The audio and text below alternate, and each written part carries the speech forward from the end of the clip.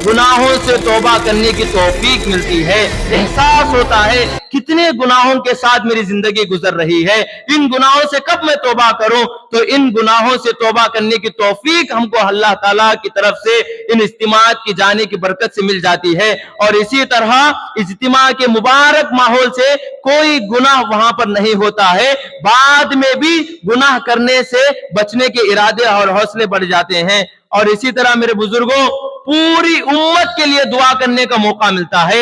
आज आदमी सिर्फ अपने माल के खातिर, अपने बच्चों के खातिर, खुद के लिए सेल्फिश बनकर सिर्फ अपने लिए दुआ करता है। वही इज्तिमा में सारी उम्मत के मुसलमानों के खातिर दुआएं की जाती है। उन दुआओं में हिस्सा लेने और उन दुआओं में आमीन कहने में हमारा हिस्सा मिल जाता है। और इसी तरह 10वीं बात, पूरी उम्मत मुस्लिमा बल्कि पूरे दुनिया के इंसानों को अल्लाह की तरफ बुलाने की फिक्र मिलती है।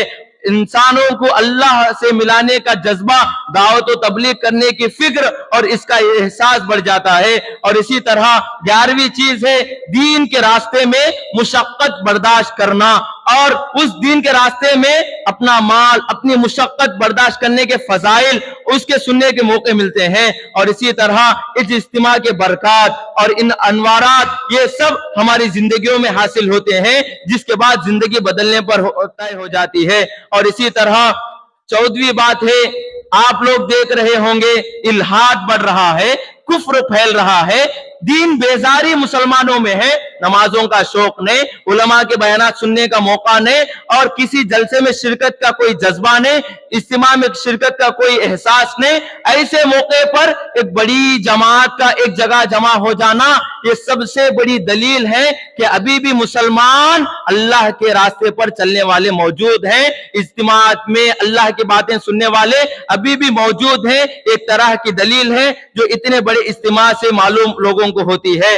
और इसी तरह आखिरी बात है तबलीगी जमात से मुतालिक और इसी तरह इज्तिमात में जाने से मुतालिक अपना वक्त लगाना अल्लाह के रास्ते में, और इसी तरह इस औकात को अल्लाह के रास्ते में निकालने के जो जो बरकत हैं, अल्लाह की तरफ से जो जो ऐलानात हैं, ये सब चीजें यहां पर जाने से हम सबको अता होती हैं। तो अल्लाह ताला से दुआ है बगैर कोई इख्तिलाफ के, बगैर कोई तानाशाही के हम सब मिलकर इज्तिमा को कामयाब करने की कोशिश करें। हम सब मिलकर इज्तिमा में जाने वाले